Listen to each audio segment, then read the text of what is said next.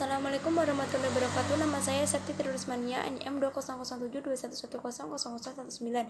Saya akan menerangkan tentang pengertian munasabah, latar belakang munasabah, dan macam-macam munasabah. Secara etimologi, munasabah menurut Asyuyuti adalah al-masyakalah atau keserupaan dan al-muqarabah atau keterkaitan. Munasabah dapat didefinisikan sebagai berikut. Munasabah adalah sisi keterkaitan antara beberapa ungkapan satu ayat atau antar ayat pada beberapa ayat atau antar surat. Latar belakang munculnya pemikiran ilmu munasabah berawal dari kenyataan bahwa sistematika Al-Quran sebagaimana terdapat dalam Mushaf Utsmani berbeda dengan sistematika ayat-ayat Al-Quran menurut sejarah turunnya kepada Nabi. Apabila menurut sejarah ayat yang pertama turun yaitu 5 ayat surat Al-Alaq, sedangkan menurut Mushaf Utsmani yaitu surat Al-Fatihah, seperti Mushaf Ali yang menyusun kronologis turunnya ayat dimulai dengan ayat Iqra, sedangkan ayat lainnya disusun berdasarkan tempat turunnya Makkiyah kemudian Madaniyah. Sedangkan menurut Mushaf Ibnu Mas'ud berpendapat bahwa surat dimulai dengan Al-Baqarah kemudian An-Nisa lalu surat Ali Imran.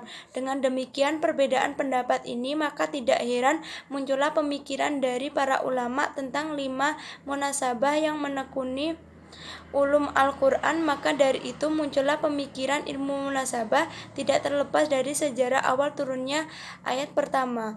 Perbedaan ini karena adanya mushaf-mushaf ulama yang berpendapat tentang urutan suratnya yang bervariasi.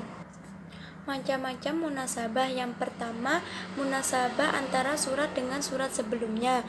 Kemudian munasabah antara nama surat dan isi yang dikandungnya.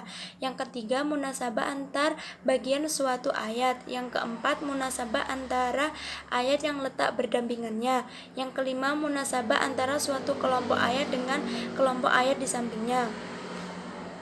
Yang keenam adalah munasabah pemisah dan isi ayat. Yang ketujuh, munasabah antara awal surat dengan akhir surat. Yang kedelapan, munasabah antara penutup suatu surat dengan awal surat berikutnya. Yang terakhir, munasabah karena adanya keterkaitan atau adanya suatu peristiwa. Sekian, terima kasih. Wassalamualaikum warahmatullahi wabarakatuh.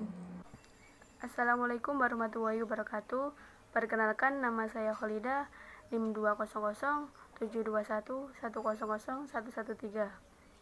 Saya dari kelompok 4. Di sini saya akan mempresentasikan tentang dasar-dasar pemikiran ilmu munasabah. As-Sayyidibiyah menjelaskan bahwa suatu surat walaupun dapat mengandung banyak masalah, namun masalah-masalah tersebut berkaitan antara satu dengan yang lainnya. Sehingga seseorang hendaknya jangan hanya mengarahkan pandangan pada awal surat, tetapi hendaknya memperhatikan pula akhir surat atau sebaliknya. Karena bila tidak demikian akan terabaikan maksud ayat-ayat yang diturunkan itu.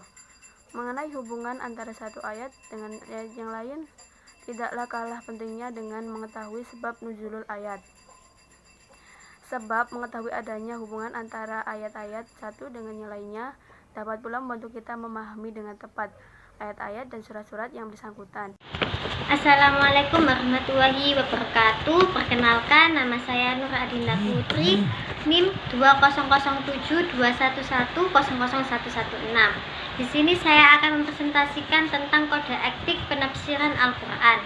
Azab menerjemahkan dan menafsirkan Al-Quran adalah mempunyai kapasitas, harus mumpuni dalam melakukannya agar tidak ada kesalahan. Berikut ini syarat-syaratnya adalah: 1. Mengerti ilmu tata bahasa Arab atau bahasa Al-Quran, baik mengenai nahwu, sorof, horif, karimah atau kalimat sulit dan sebagainya. 2. Mengerti kaidah ushuliyah, fikhiyah, tafsiriyah, dan seterusnya yang dijadikan prinsip umum dalam beristibat. Mengerti kaitannya dengan disiplin ilmu lainnya, misal hadis, fikih, tasawuf, dan lain-lain. 3. Mencakup dalam memilih topik serta dalam mengklasifikasinya menurut topiknya masing-masing dengan tujuan merumuskan suatu perkara atau masalah dalam bingkai syariat. 4. Mempunyai hati yang ikhlas, sabar, tekun, rajin, dan mempunyai komitmen tinggi terhadap hasil karyanya. Dengan demikian, ia terjerat nafsu duniawi dan semata-mata mencari keridhaan ilahi. Saya akan menjelaskan tentang macam-macam tafsir Al-Quran. Tafsir Al-Quran dibagi menjadi 6, yaitu tafsir bil matsur, tafsir al-mazhum, tafsir bil isyarah, tafsir sahaqah, tafsir kontemporer, dan tafsir maudhuli. 1. Tafsir bil matsur atau tafsir riwayah adalah metode penafsiran ayat Al-Quran dan ayat lainnya, penafsiran hadis dengan perkataan sahabat Nabi SAW. Contoh Jami'ul Bayan fil Tafsiril Quran. 2. Tafsir al-Mazmum, yaitu metode penafsiran Al-Quran tidak berdasarkan ilmu, hanya mengikuti logika atau hawa nafsu pribadi. Contoh-contoh kitab al-Mazmum yaitu Mu'tazilah atau Amali Syariat al-Murtado. 2. Syiah adalah Hasan al-Askari. 3. Zaidiyah atau Gharibul Quran. 3. Tafsir bil isyarah atau tafsir isyari, yaitu metode penafsiran yang menggunakan isyarat suci dari Riyadhah Ruhiyah. Tafsir ini disebut tafsir tasawuf. Hukum ini adalah ikhtilaf, yaitu ada yang melarang namun juga ada yang menerima. Contoh-contoh kitabnya yaitu Al-Quran Al-Karim, Ibnu Arabi. 4. Tafsir fuqaha, yaitu metode penafsiran dengan menonjolkan tafsiran hukum dalam Al-Quran.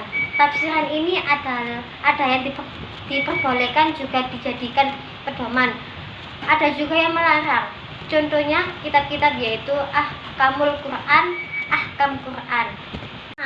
Tafsir kontemporer yaitu kumpulan kitab tafsir yang ditulis oleh ulama kontemporer, yaitu contoh kitab Jawahir, Tafsiril Quran, dan Al-Mahir.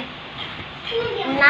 Tafsir Maudhuti, yaitu metode penafsiran dengan menggunakan ayat Al-Quran menjadi sebuah tema. Contoh kitab tafsir Mauqi yaitu Al-Futuhat Al-Rabbaniyah fil Al-Tafsir Al-Mawadudi Al-Ayat Al-Quraniyah. Sekian dari presentasi saya. Bila ada salah kata mohon dimaafkan. Assalamualaikum warahmatullahi wabarakatuh.